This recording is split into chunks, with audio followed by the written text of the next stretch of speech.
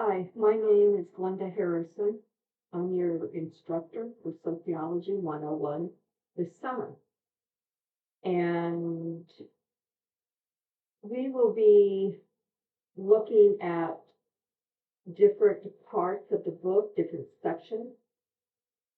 And the course is 8 weeks, so we've got a lot of ground to cover, so it's going to be important that you keep up.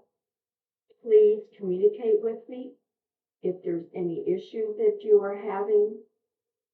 It's really important that you do that. The first unit is part one that we will be uh, going over, and I'm getting to it here in your textbook, which the link is provided in the course. The first part one is on the perspectives and the methods that we use in sociology. We'll be looking at some historical facts. There are 3 chapters in this first section, and we will be looking at those in detail. This is just a quick overview of those 3 chapters, and I will attempt to do one for each section of the textbook. The first one is the nature and uses of sociology. The second one is the development of sociology. We'll be looking at some historical contributors to sociology.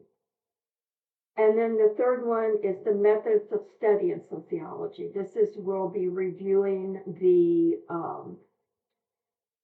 scientific method, which I'm sure you probably looked at some in high school. If not, then it's important to pay close attention to the different methodologies that we use in studying sociology. I find sociology fascinating, and primarily because we use it in various forms of society.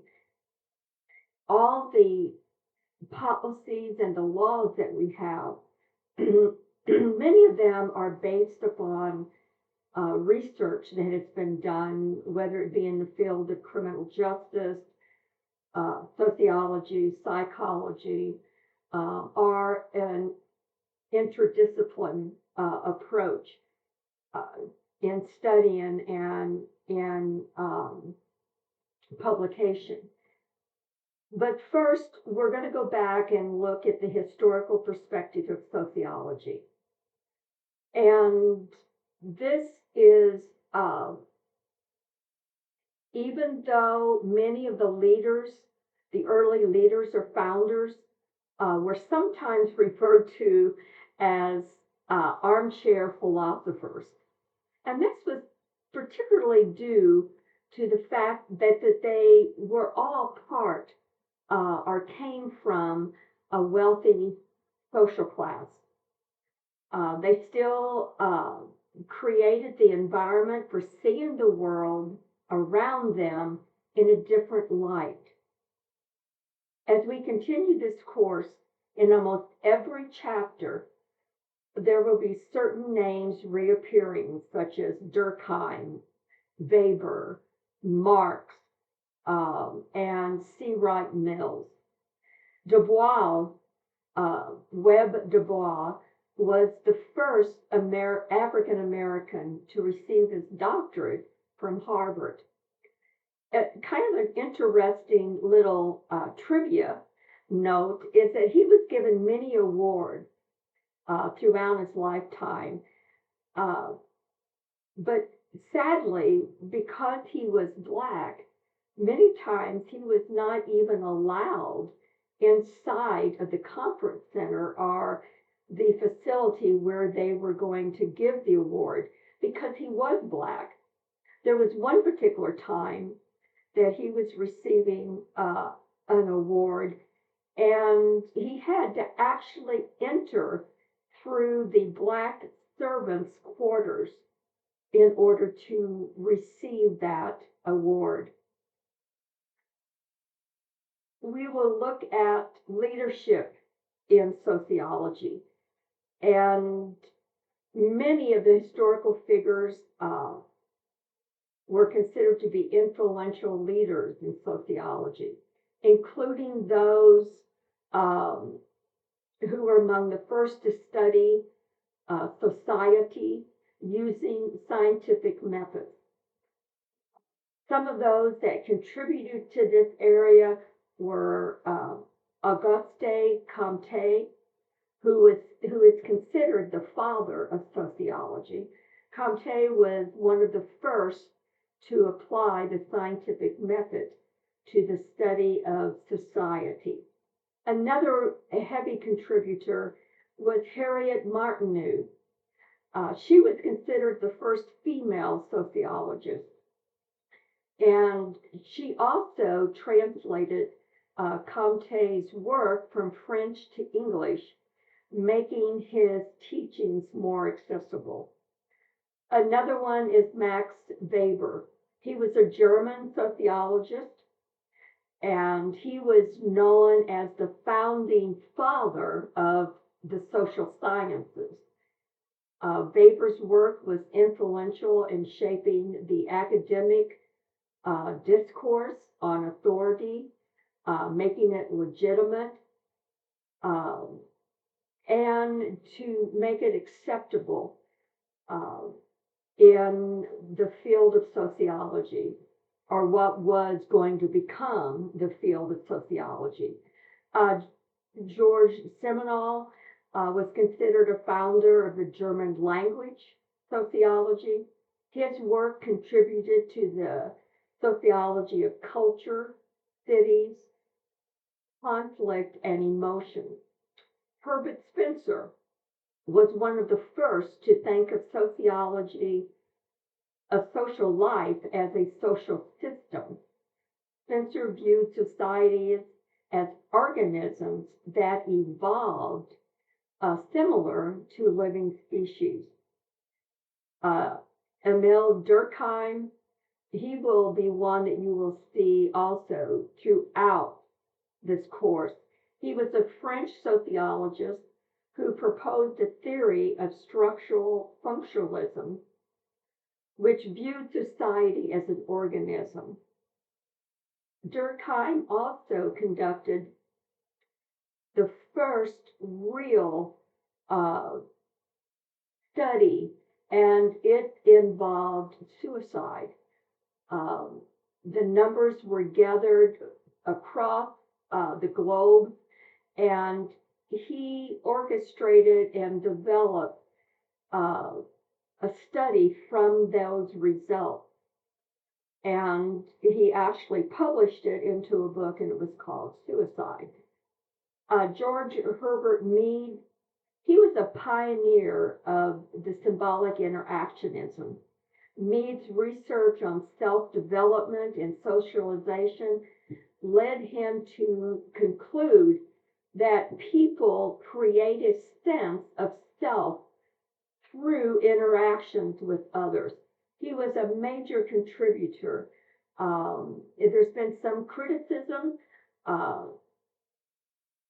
in today's world, saying that it was probably different ages and maybe a different process, but he still contributed heavily into us understanding that there's a self within each of us. There's a me. Karl Marx, most of us have heard of him. He was a political economist. His contributions to sociology are still considered foundational and are central to the field's teaching and practice today. Um, a little bit more when we look at, uh, you'll see in my notes that I've included in this I've uploaded it. There's some interesting history with Harriet Martineau.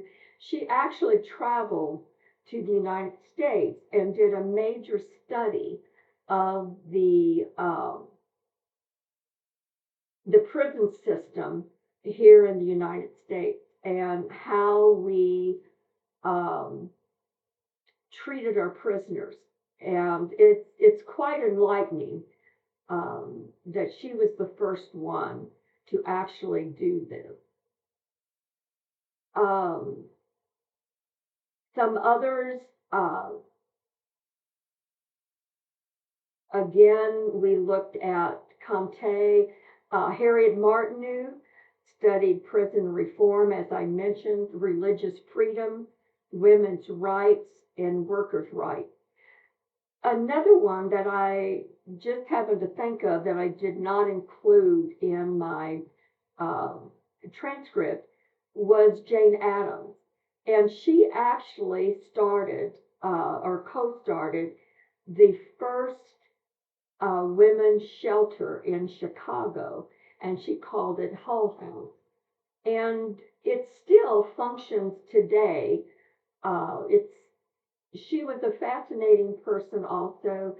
Harriet Martineau and Jane Addams were probably considered one of the first social reformers. Um, they actually wanted to do more than just study. They wanted to actually change the environment, and they did that through social reform.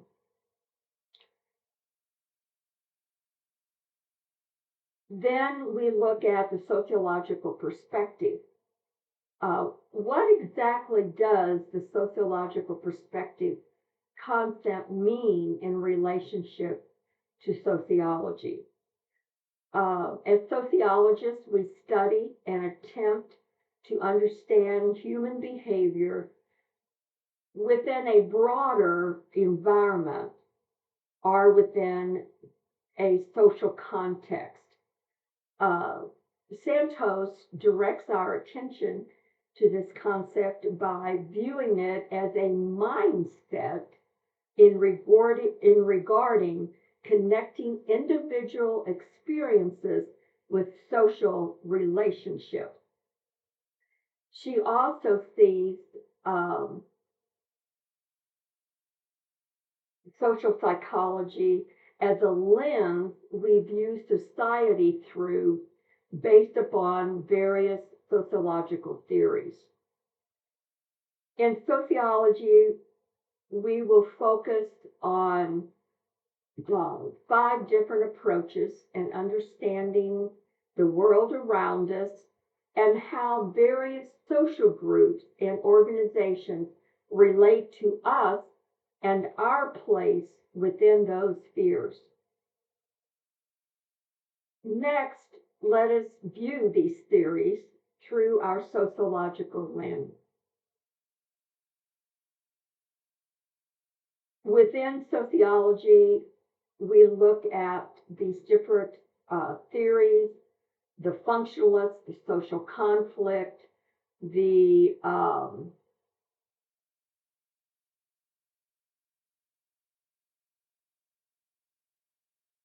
symbolic interactionist, the exchange theory, and the social evolution.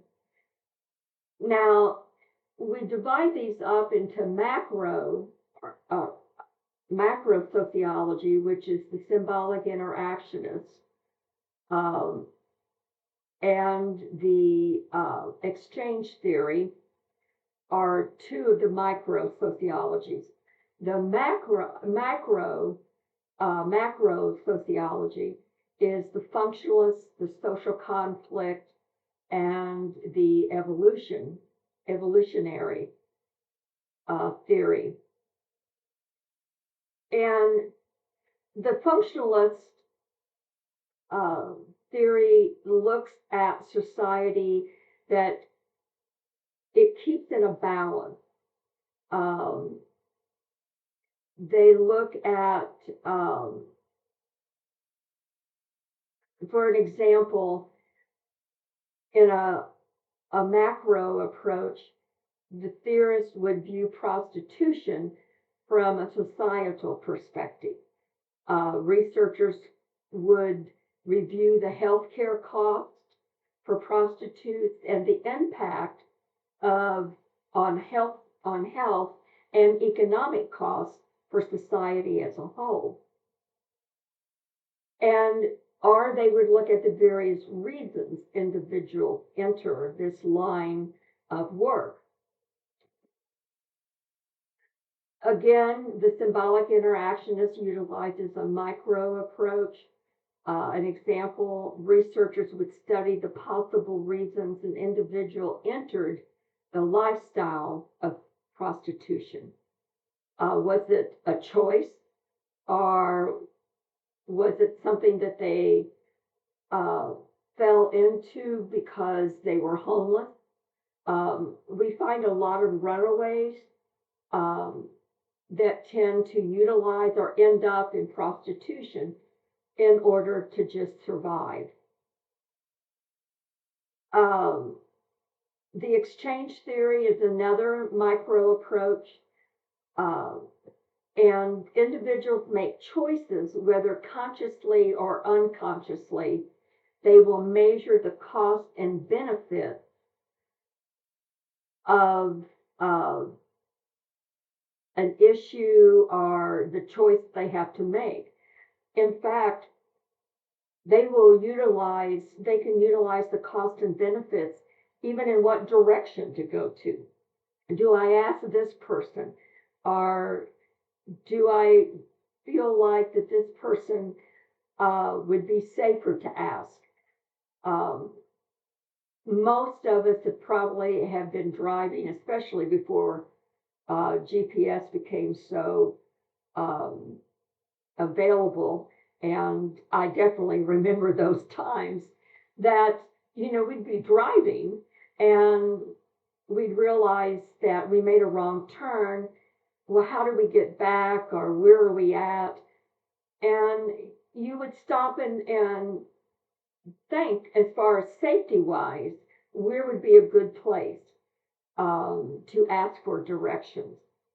And uh, I can remember many times I would go into a gas station and ask for directions or clarification on direction. And invariably, the person would say, well, I'm new to the area. I really don't know. So sometimes it works and sometimes it doesn't. But that is one area. The social conflict theory is a micro uh, theory, and it looks at the power struggles. It can be between parent and child, groups and societies, uh, political, between social classes, um, but it talks about and relates to the conflict. Sometimes I use the terms the haves and the have-nots. And again, we look at the evolutionary theory, and that approach is viewing how society changes over time.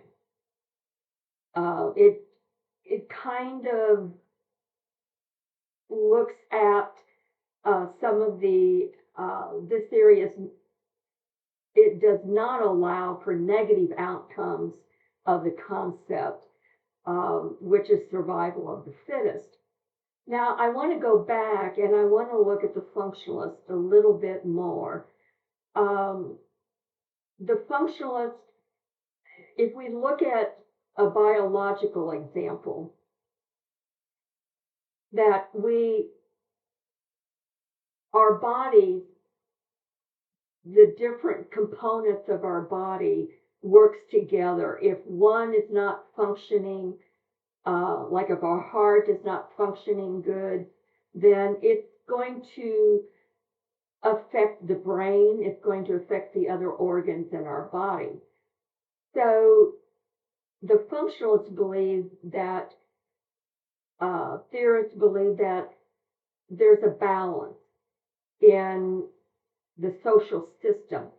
Now, they do recognize that there are dysfunctions, but they even say that the dysfunctions in sociology still serve a purpose. So we've now looked at the different concepts, the different theories, some of the contributors. Um, so now let's move on to the next important concept that you will be studying in this section. And we call it the sociological imagination. This concept was initially developed by C. Wright Mills. Now, it's interesting, C. Wright Mills was initially, and this all came about in the early 60s, he was initially considered a rebel. And I always kind of identify with C. Wright Mills because in my younger years, and I guess some even today, I kind of think outside the box. And C. Wright Mills was definitely that. In fact, there was a picture of him in leathers riding a motorcycle, a Harley motorcycle. And he was definitely considered a rebel back in his time. And when he initially came out with this concept, the sociological imagination, other sociologists made fun of him. And now it is one of a major concept that is in every textbook. And in fact, you can even find it in psychology textbooks and in criminal justice textbooks. He was a major contributor.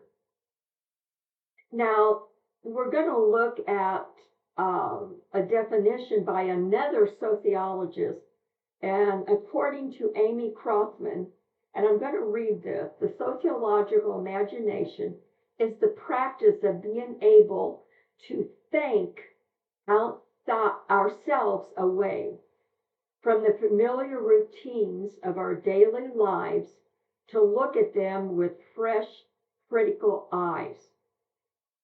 In fact, C. Wright Mills even authored a book about this idea, and it was called The Sociological Imagination. And he defined it as the vivid awareness of the relationship between experience and the wider society. The sociological imagination is the ability to see things socially and how they interact and influence each other. The sociological imagination is an amazing concept. It relates to our social location and social contact. But first, let's define social location. It includes the factors of gender, race, sexual orientation, social class, age, and our geographic location. I give the example of a homeless person, and his perspective or experiences of viewing day-to-day life are vastly different than a CEO of a corporation or a bank teller or even a college student.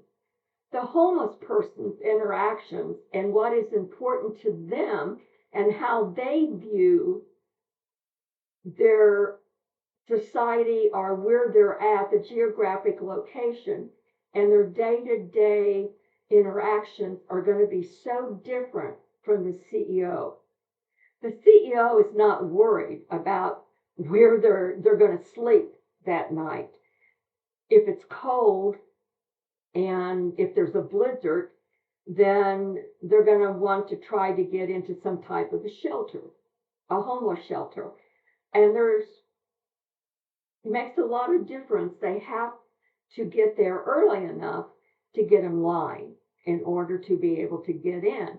And as we all know, there's just not enough of them to take care of all the homeless people. The homeless person also is concerned about what are they going to eat. And I have been very fortunate to live in many major cities and have volunteered in different kitchens or mission houses, facilities that serve the homeless. And it was very rewarding. It was so interesting to meet and talk with all different ages. I've talked with some females and males that were 12, 13, 14 years old. And I've also dealt with a homeless that were in their 80s. So it's a broad spectrum, but their viewpoint is going to be different than a CEO. As a college student, most of you have a place to live. You're either living at home, or you've got an apartment, or you share an apartment. You work. You're not concerned so much about where you're going to get your food that night. Um, so to sum that up, our social location and our interactions create the environment for how we perceive life. Now, in conclusion, this unit provides a framework picture for this course. Each part or each unit will be added to that frame.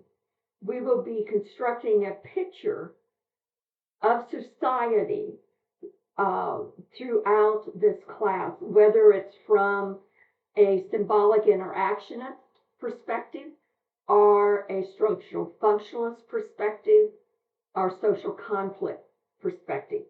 We will be putting a picture together as we progress through the various sections.